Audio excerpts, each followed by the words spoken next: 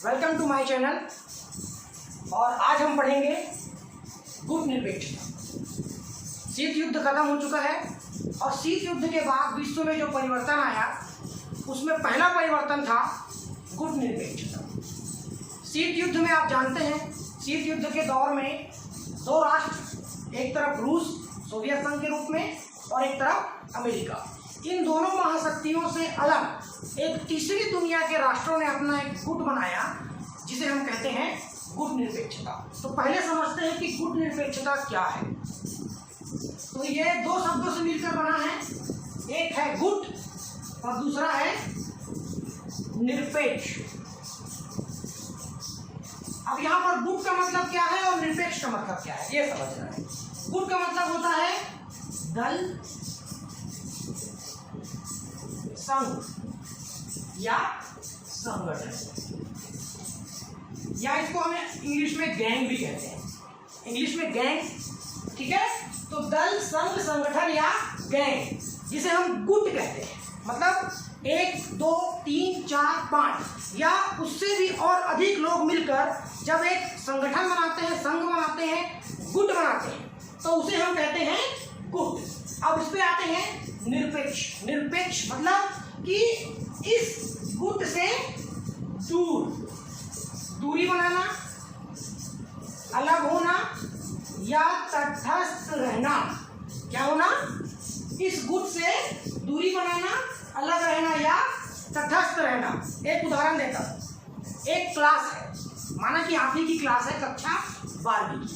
कक्षा 12वीं में कुछ बच्चे दूसरे स्कूल से पढ़ने आपके स्कूल में आते हैं और आप लोग पुराने स्टूडेंट हैं जो लंबे समय से उसी स्कूल में और उसी कक्षा में पढ़ रहे हैं। मान लीजिए आपकी कक्षा में 2 गुट हैं, 2 ऐसे गुट जिनमें आपस में बनती नहीं है। अब आपने उस कक्षा में दाखिला लिया है और आप उस गुट के बारे में कुछ नहीं जानते। जब आप उस कक्षा में प्रवेश करते हैं तो आपको पता चलता है कि इस कक्षा में कितने गुट हैं? 2 गुट हैं और दोनों क्या है? शक्ति में बराबर है। क्या है? शक्ति में दोनों क्या है? बराबर है। अब आपको क्या करना है? यहाँ पर आपके लिए प्रस्ताव आता है कि आप इसमें या इसमें, इसका नाम चलिए ए कर देते हैं, इसका नाम चलिए बी कर देते हैं, आपका नाम कर देते हैं सी।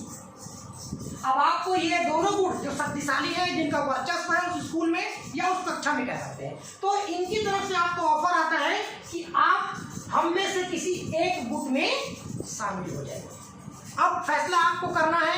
अगर आप इसमें या इसमें दोनों में से किसी भी एक गुट में जाते हैं तो आपका अस्तित्व खत्म हो जाएगा। क्यों? कि आप इस गुट के अंदर आ जाएंगे। अगर आप इस गुट में जाएंगे तो इस गुट के अंदर आ जाएंगे। आपका अपना स्वयं का जो व्यक्तित्व पहले था या आगे भविष्य में होने वाला है वो खत्म। ठीक इसी तरह से गुट निरपेक्षता पूरे विश्व की एक ऐसी नीति, एक ऐसा आंदोलन है जिन्होंने क्या किया, पूरे विश्व में उस समय जो राजनीतिक वातावरण बना था जिसे हम कहते हैं शीत युद्ध। शीत युद्ध के दौरान विश्व के 2 टुकड़े हो गए। एक तरफ था यूएसए और एक तरफ था यूएसएसआर, और बीच में कौन थे? वे राष्ट्र जो अभी नए स्वतंत्र हुए थे। क्या हुए थे? नए स्वतंत्र हुए थे। अब इनके पास ऑफर आया, ऑफर आना शुरू हुआ। आप आजाद हुए हैं तो आप हमारे पास आइए। ये कहता है आप हमारे पास आइए, लेकिन यहाँ पर एक बीच का रास्ता चुना गया।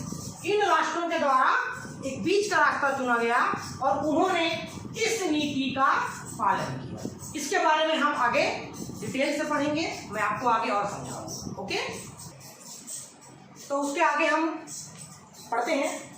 तो गुट निरपेक्ष आंदोलन, जब ये आंदोलन शुरू हुआ तो उसके अगुवा के रूप में भारत देश के भूतपूर्व प्रधानमंत्री और भारत देश के विदेश मंत्री श्री पंडित जवाहरलाल नेहरू ने इसकी अगुवाई की थी। और उन्होंने क्या कहा था? हम अंतर्राष्ट्रीय सम्मेलनों में किसी अन्य राष्ट्र का उपग्रह बनकर नहीं, बल्कि अपनी निजी हितों की सुरक्षा के साथ एक स्वतंत्र राष्ट्र की हैसियत से पूर्ण रूप से भाग लेंगे। अर्थात वो ये कहना चाहते थे कि हम किसी भी गुट का हिस्सा नहीं बनेंगे, बल्कि हम क्या करेंगे, अपने देश की नीति को स्वयं संचालन करेंगे, स्वतंत्र होकर अपने देश की सीमाओं के भीतर हम अपनी संप्रभुता की रक्षा करते हुए स्वयं अपने देश के और विदेशी निर्णयों को स्वयं लेंगे। गुटनिरपेक्षता का पहला कदम कब उठाया गया? सन 1955 में बांडुंग सम्मेलन के माध्यम से पहला कदम उठाया गया।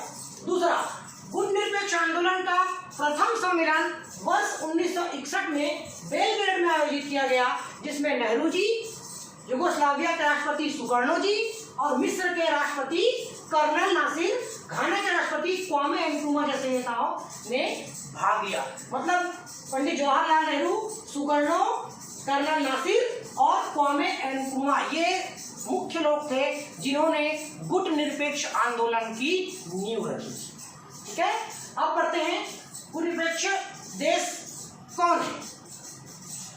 गुट निरपेक्षता का सही अर्थ जानने के लिए गुट निरपेक्ष आंदोलन के 3 कर्णधार मैंने बताया ना, पंडित जवाहरलाल नेहरू, कर्नल नासिर और टीटो के विचारों ने 1961 में गुट निरपेक्ष को सही रूप से परिभाषित करने के 4 सिद्धांत विश्व के सामने रखे। 4 सिद्धांतों के द्वारा ये बताने का प्रयास किया कि गुट निरपेक्ष देश कौन है और वो क्या चाहते हैं। पहला, जो राष्ट्र किसी सैनिक गुट का सदस्य नहीं हो। सैनिक गुट, शीत युद्ध क्या था, 2 राष्ट्रों के बीच चल रहा था और उस समय जो दौर था वो सैनिक गुटों का दौर था। मतलब राष्ट्र आपस में सैनिक गठबंधन कर रहे थे, जैसे हमने पढ़ा था नाटो, सीटो, सेंटो, वार्सा पैक्ट, उसी तरह थे। दूसरा, जिसकी अपनी स्वतंत्र विदेश नीति हो। स्वतंत्र विदेश नीति मतलब उनकी विदेश नीति पर किसी दूसरे राष्ट्र का कोई कंट्रोल या नियंत्रण ना हो।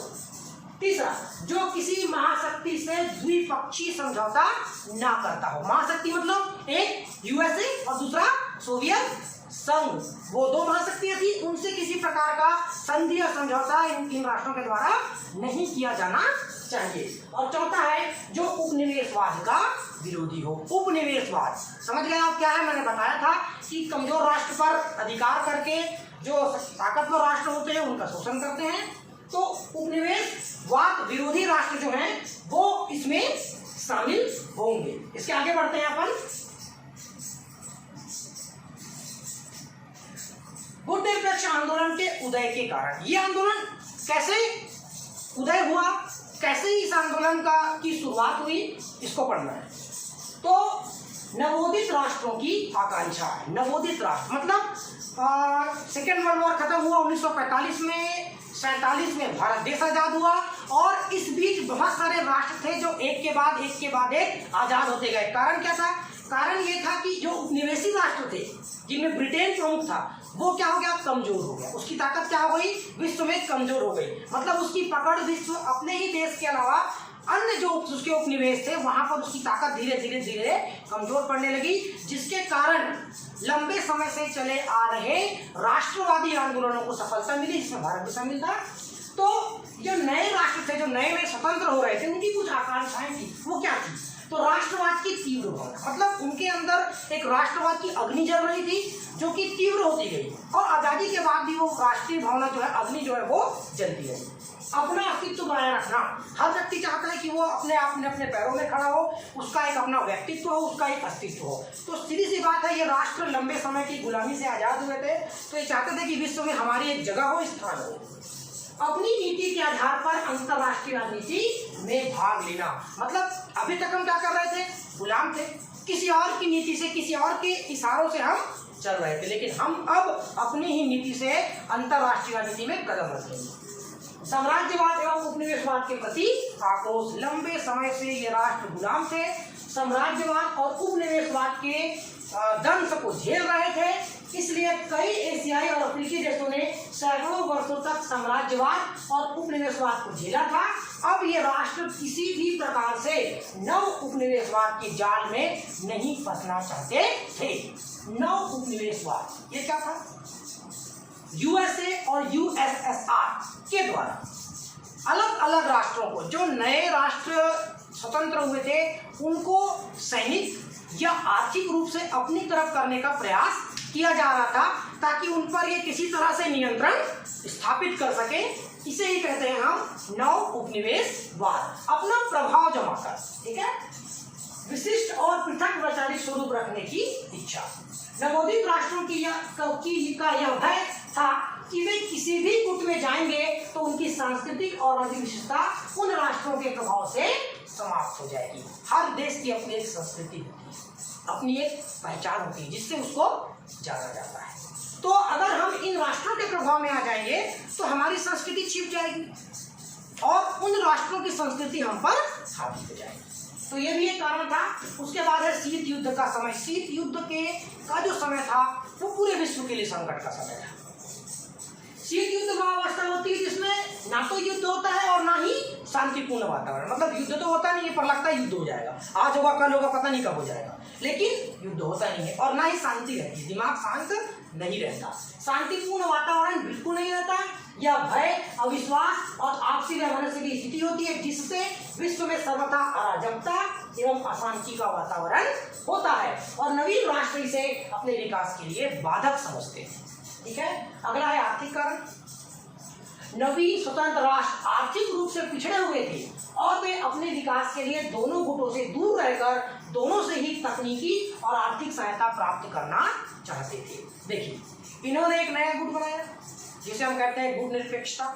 यह है बाद में एक आंदोलन बना और ये दोनों में से किसी भी गुट में नहीं जाना चाहते थे, और लेकिन उसके बाद भी इनके पास, ये पिछड़े हुए थे, इनके पास पैसा नहीं था, इनके पास तकनीक नहीं थी। ये किसके पास थी?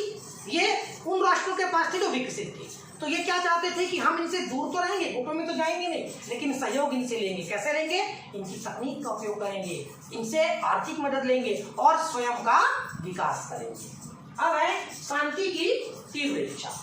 नवीन स्वतंत्र राष्ट्र लंबी गुलामी, अशांति, उपनिवेशवाद और साम्राज्यवाद से मुक्त होकर विश्व तथा अपने राष्ट्र में शांति चाहते थे। वे राजनीतिक प्रपंचों में फंसकर संकट का वातावरण क्रिएट नहीं करना चाहते थे। ठीक है, अब इसके आगे है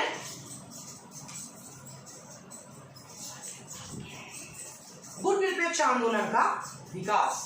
इसका विकास कैसे हुआ? गुट निरपेक्ष आंदोलन का प्रथम सम्मेलन 1961 में बेलग्रेड में हुआ।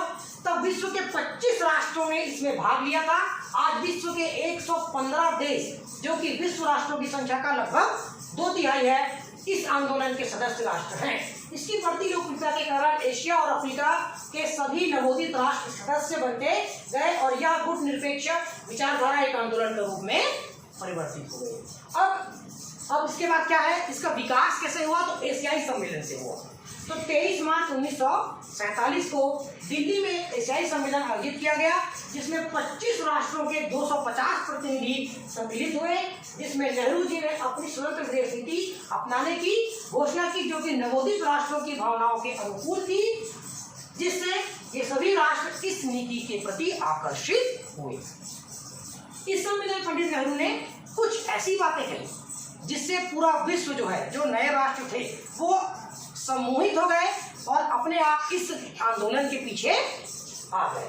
पहला ये था, यह सम्मेलन अद्वितीय एवं ऐतिहासिक महत्व का है। हम सभी एशियाई देशों को उपनिवेशवाद और साम्राज्यवाद का कटु अनुभव है। हमारी समस्याएं समान हैं और उनका समाधान भी समान होना चाहिए। शांति तभी संभव है जब राष्ट्र स्वतंत्र हो और मानव मात्र को समानता, स्वतंत्रता और विकास के पर्याप्त अवसर प्राप्त हो। एशिया और अफ्रीका के सभी राष्ट्र, चाहे वह समृद्ध हो, कमजोर हो, विकसित हो, अर्धविकसित हो या विकासशील हो, सभी को समान दर्जा विश्व में प्राप्त होना चाहिए। और आखिरी है, अतः आवश्यक है कि हम ऐसी नीति को विकसित करें जो स्वतंत्रता की सुरक्षा और स्वतंत्र अभिव्यक्ति और स्वतंत्र निर्णय लेने में सहायक हो। इसका अर्थ यह है कि हम किसी भी ग्रह का उपग्रह बनकर नहीं रहे। हमारी पहचान किसी बड़े राष्ट्र से नहीं होगी, हमारी पहचान होगी हमसे। हमारी नीतियां हम बनाएंगे, उन नीतियों को हम लागू करेंगे। विश्व में हमारी पहचान खुद से होगी, हमसे होगी।